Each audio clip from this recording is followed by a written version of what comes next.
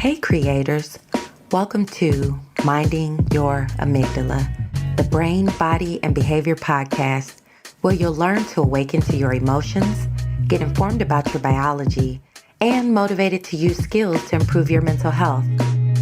I'm your host, Dr. Alauna, America's one and only trauma psychiatrist. Do you recognize the critical importance of emotions and mental health? Do you want to know more about how to self-recover from trauma? Do you want to better understand the updated science about how our brain and body shapes our behaviors? If you answered yes to any of these questions, then you're in the right place. This podcast is focused on making complex brain science simple and usable. You'll learn the 6 primitive brain systems predictably programmed by trauma and empathy skills practice, my unique methodology that can help you improve your own thoughts, emotions, and actions. I'm the Skills Over Pills doc, but I'm also a mom of 3, a busy entrepreneur, and a human being trying to make it through multiple global pandemics just like you. Minding Your Amygdala will teach you transformative ways that you can approach your day-to-day life, and I'll give you strategies to break free from the trauma cycle. All right, let's get started.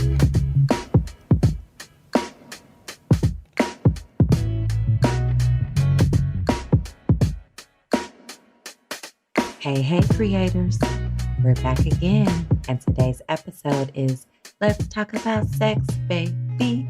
Oh yes, let's talk about sex because we suck at it.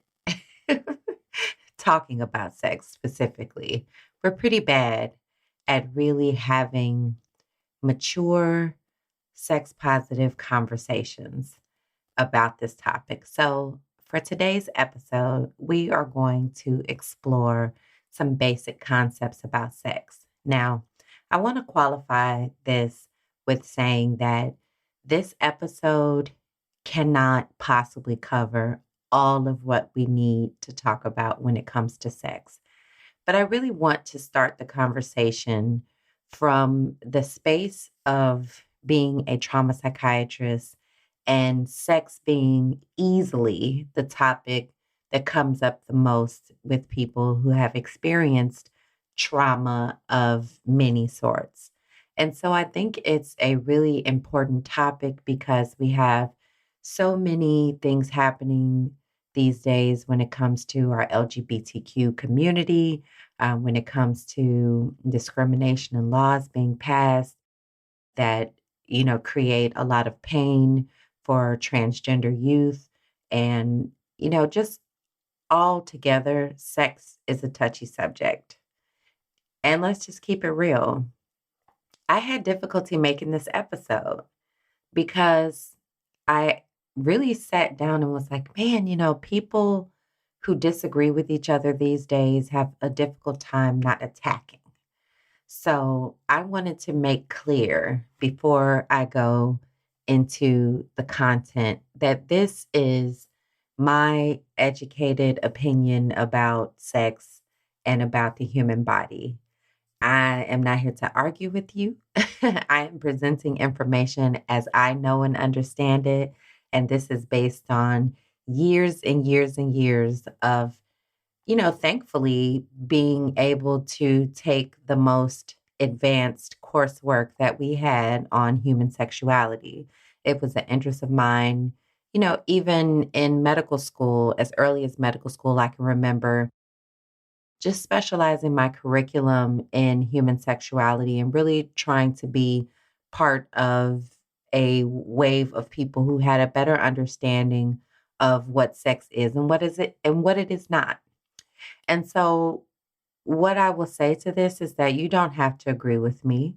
You probably won't. I probably will say some things that you may not have heard before, or some things that you may disagree with. But at the end of the day, this is really about giving you the best that I know how of explaining to you many of the things that I learned, not just in the academic settings, but outside of that, in trainings, in books, and experiences, and truthfully, the best learning ground has been the thousands and thousands of patients who have talked to me about these feelings and these experiences that they've had as it relates to sex. So I wanted to start with a question, and I just want you to take a moment to ponder the answer to this question.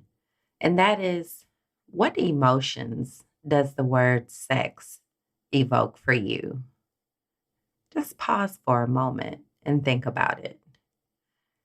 Many people would say that the word would invoke excitement or pleasure, maybe even euphoria or craving. But for many others, the word may come with embarrassment, shame, guilt, revulsion. And it's so interesting to me that that small three-letter word has driven and created so many varying experiences across the spectrum in our population. And what's even more interesting to me is that we have yet to normalize sex as something that is essential for human beings. And let me say this. And I'm not saying that every person has to have sex, but we do know that every person is a product of a sexual process. Okay? Human beings are animals. We are biological creatures, and we get here through the sexual process. The genetic material that it takes to create more human beings has to come together. And the way that it's been designed to do that is sex. Okay? So, why do we need to normalize sex? And let me just pause here for a moment to give a disclaimer. I talk for grown folks. If it's kids in the car, this is not the episode. Or if if the baby's around, put your headphones on, okay? But we about to keep it real. We need to normalize sex because humans love humans been We ain't gonna stop anytime soon. Matter of fact, stress makes us do it more. Okay? There are almost 8 billion people on this planet. Our population has exploded exponentially. And it really is an extreme irony to me that these, powerful people think that we just have to keep popping out babies and keep our, instead of creating a society that's functional, they think that the answer are just make more babies. Well, the earth seems to be telling us that maybe it's a lot of us. Maybe we need to rethink some strategies here. There will be 8 billion people on this planet sometime in 2023. We're going to hit that number. And as fast as we are growing, our presence on this earth is affecting other species on this planet to the point where we're actually in a mass extinction. But yet, even still, what do humans do when they're stressed? After every stress, what do? We have baby booms.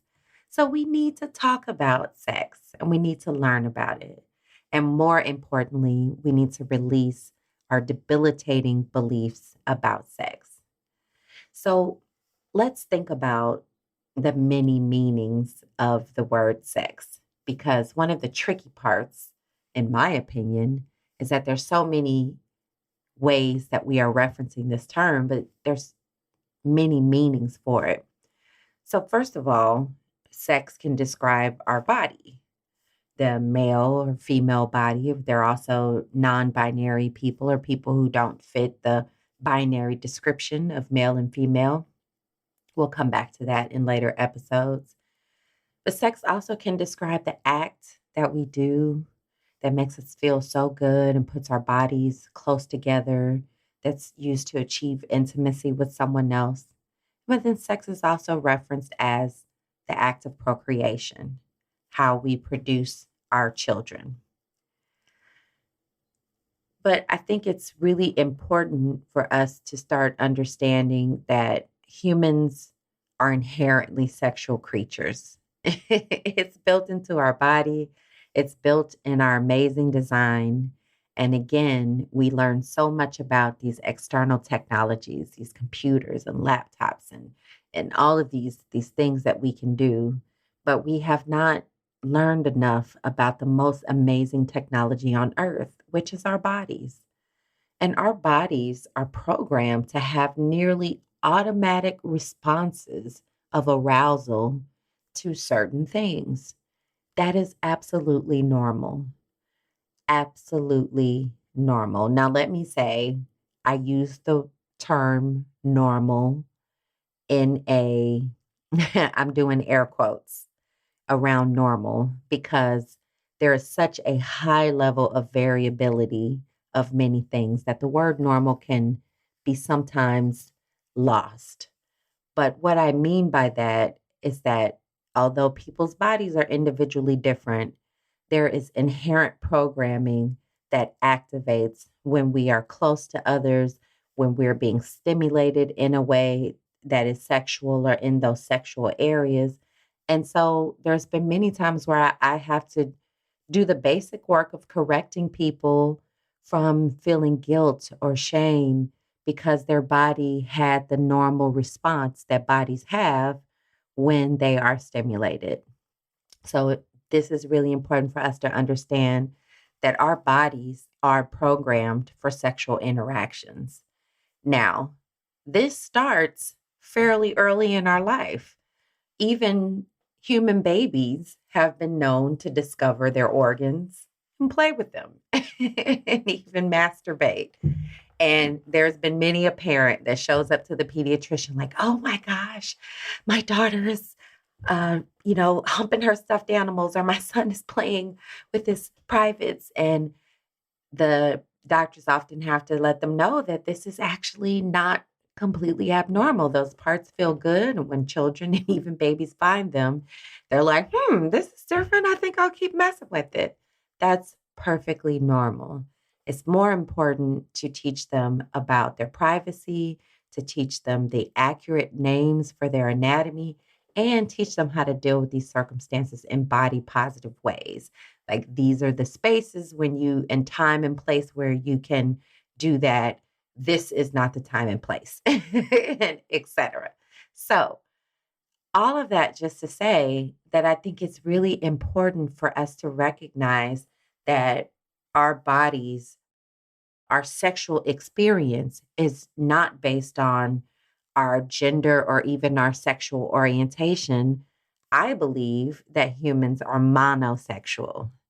We have all these terms: gay, lesbian, bisexual, trisexual, transsexual, whatever. Humans are monosexual. And by that, I mean that our sexual experience is based on how our individual body is designed. That's it.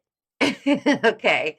Like if you had on a blindfold and were sexually stimulated, consensually, you wouldn't know who or what is doing the stimulating. The pleasure experience is based on what are the parts of your body that are being stimulated and what feels good to you. Now, please note that there are areas of the body that are naturally more sensitive, that have nerve clusters, and anywhere you have more nerves, you have more sensitivity. So things like your nipples, your clitoris, the penis, the anus region, those are full of nerve endings that link them to our brain and our internal biological experience. And when they're stimulated, our bodies know what to do with that. Okay. It's it's part of our design. So one of the things that I think is really key is to actually help people step back and recognize that while our bodies are similarly designed, one of the important components of sex that is often missed is making the assumption that because the other person's body fits a certain mold, that they would enjoy that experience. An example would be some people like their nipples stimulated and other people don't. But you wouldn't know. And if you assume that every person likes certain stimulation or likes a certain pressure or likes a certain action, that may not be what your person or your partner enjoys. So, what is often lost in our sexual experiences are questions. How do you like that? Does that feel good? Want me to do that again? You want me not do that? It's important to ask questions while also understanding more about our anatomy and the anatomy of pleasure.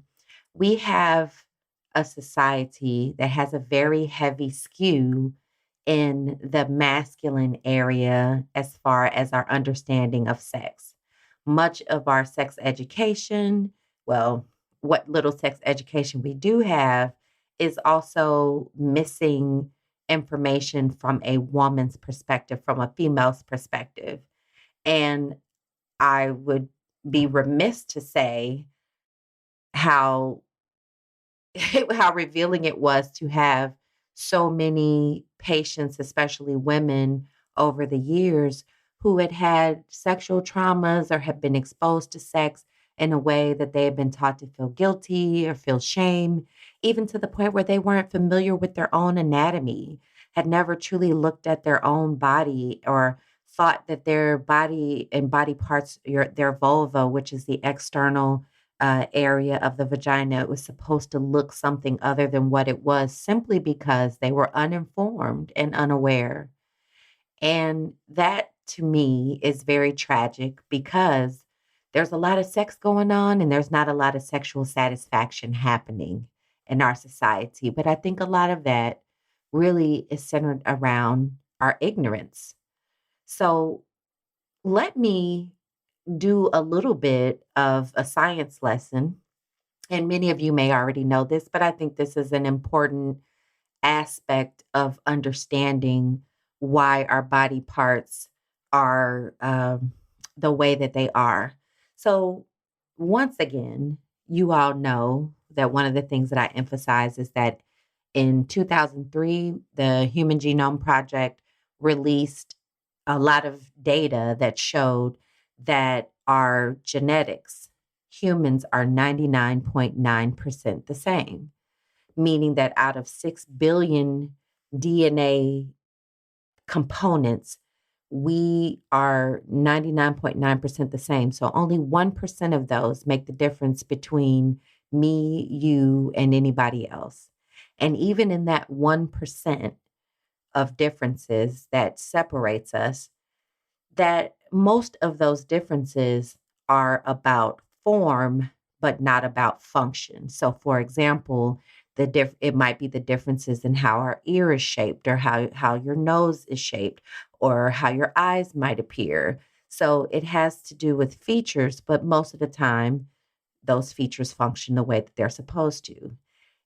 The process of human development and the way that a embryo develops in the mother, I encourage anybody to get into it. It's a fascinating thing. I know that many mothers learn about that process. I'm not sure that if you're not in that situation that you ever might take a dive into the depths of how human embryos develop. But it's really truly a wonder that all of us are not born with ears on our forehead. It really is, because things move and shift through the process of that 9 months of development in utero.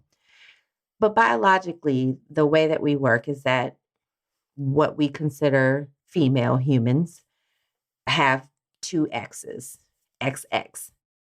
The mother's egg has one X, and the father's sperm will either contribute an X, which will create a girl with two X's, or a boy, which usually will create an XY combination, right? Now, I want to be clear that there are other versions of those combinations. There's XXY, there's XXX, there's X and O. There are many times where our genetics don't quite land just straightforward female and male. There are babies who are born with genitalia that is not always clearly delineated as to be large enough to be a boy or small enough to be a girl. Openings and slits sometimes don't form where they're supposed to. Sometimes the body doesn't respond to the chemical process that drives the development of the fetus, because the early fetus is driven by the X chromosomes. Therefore, the early fetus of all humans has female characteristics. And as time goes, the Y, if it's present, the Y that would make something develop masculine or male features begins to trigger hormones that create proteins that drive changes that then cause the organs that previously were female or in the female orientation to begin to shift and change. The ovaries, which are in the abdomen of a girl, would slide down deeper into the pelvis and end up in the testicles, and they become the testes. The clitoris, which is the organ that swells in women and that contributes to sexual pleasure and positive sensation in sex, it elongates and it becomes the most of the foundation of what you would know as the penis. And so we have a lot of analogous organs and a lot of analogous structures in our body. And even though we've been taught to think very much about our differences as man and woman, the truth is that we are so much more similar than we are different.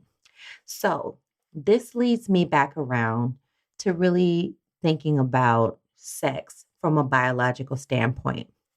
Sex is one of the many things that our body is addicted to. Okay, let's talk about it. If you all have checked out my previous episodes, you will know that I base all of my teaching and my education around brain systems because it's so crucial to understand how they affect our decision making and how they create invisible surges and urges that drive the way that we make our choices. And the brain reward system or the addiction system is our system that has to do with pleasure responses. And the chemical dopamine is a hell of a drug. It's the chemical that's at the base of any addiction that a human being has. It doesn't matter if we're talking about alcohol, cocaine, your significant other, salt, sex, sugar, money, fun. Oh, so many things are driven by that dopamine system. And it's important to recognize that sex is one of the most pleasurable experiences that the body can have without external substances. What what feels better than a good orgasm? And if you haven't had one, you should try it. Okay. So once we are introduced to that experience that our body can give us, then you're going to want to do that thing again. Now, let's keep it real. Many people, especially because of the way that our society is set up, where we tend to segregate girls and segregate boys together, or you might have a large family or a village, other people that you're interacting with as kids, kids talk about sex, okay? They see so much more than grown-ups think that they see. And kids' brains soak up behaviors more than listen to the words that people say. And guess what? Their grown-ups are constantly in a state of relationship. So even though you may not be talking about sex or bringing this conversation up with your kids, sex is all around them. And they see these things. They see mommies and daddies kissing, and they take their dolls and they have their dolls doing those sex play sometimes. They have brothers and sisters sometimes that are dating. They see and hear the songs on the radio and on the television and in the movies. And as much as we try to keep these concepts away from our kids know things. Okay. Our kids see, even in their television shows, the characters have crushes on each other and the characters couple up and, have those dynamics. So even if they're not directly talking about sex, they are thinking about what it is to be connected to other people. And so it's really important for us to begin to break free of this shame and recognize that sex is a normal curiosity, but the answer to keeping your kids from doing these type of things is not to threaten them or tell them that they shouldn't do it and that they can't do it and that they're too young and all the other things that we try to do to push them away from it. It's actually not helpful. There are studies that have shown that around 8 is the average age where kids start talking about sex with each other. So they're not too young to have this conversation. And many people have asked me, what's the right time to start having this conversation with my kids? And I would say when they start asking questions, which is usually when they're toddlers. I think it's really important to give them factual information about sex because the more that you can talk about it in a matter of fact, kind of chill way, the more that they'll be likely to bring it up to you and be willing to share their curiosity so you can answer their questions so that they're not getting their information from the smartest dummy at school. Okay. So these are some of the ways that we can begin to break from the trauma that is surrounding sex and sexual experiences and be able to remove some of the painful thought process that we have been taught to have because we've been taught negative labels for so many things as it relates to sex.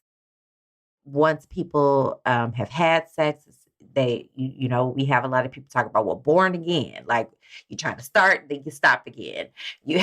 There are labels where people might call somebody fast or, overly experienced, or where boys might be introduced to sex by older males or family members who think, well, oh, it's time to make you a man by, having a stripper or, someone else provide a sexual service. And now we've given this young man exposure that he would not necessarily think of that as traumatic.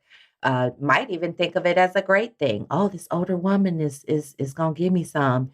And while our society often tells kids that this is the thing to do, what they don't understand is that there is trauma surrounding your body being exposed to something way before your brain is mature enough to handle it.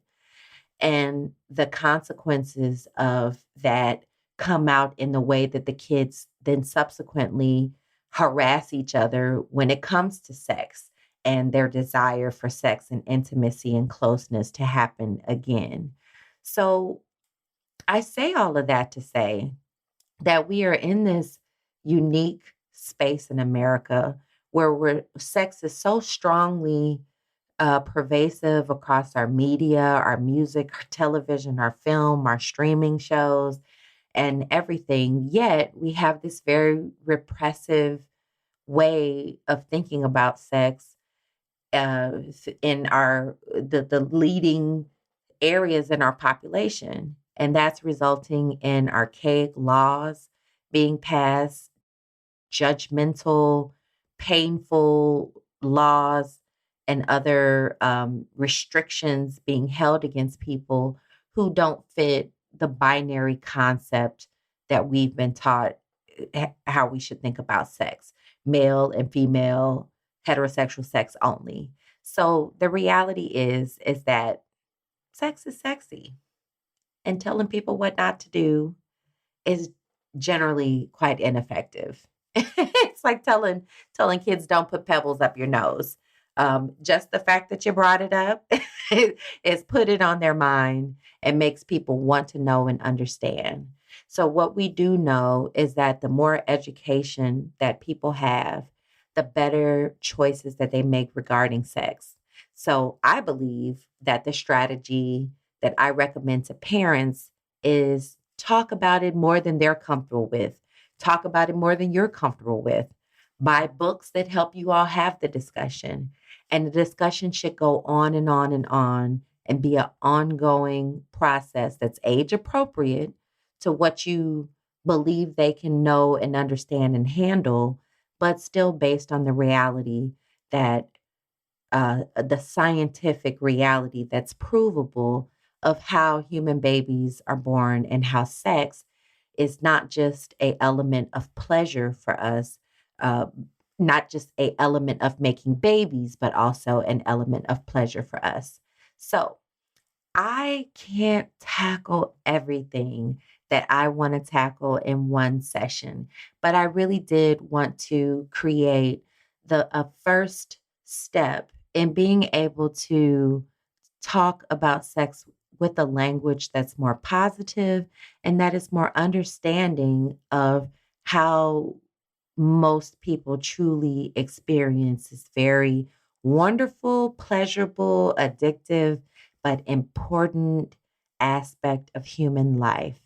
I challenge you in the upcoming weeks to update maybe how you think about sex and broaden and stretch your understanding of how these concepts affect your mental health and how important it is to update your own understanding and know how powerful your brain is to create your experiences for you.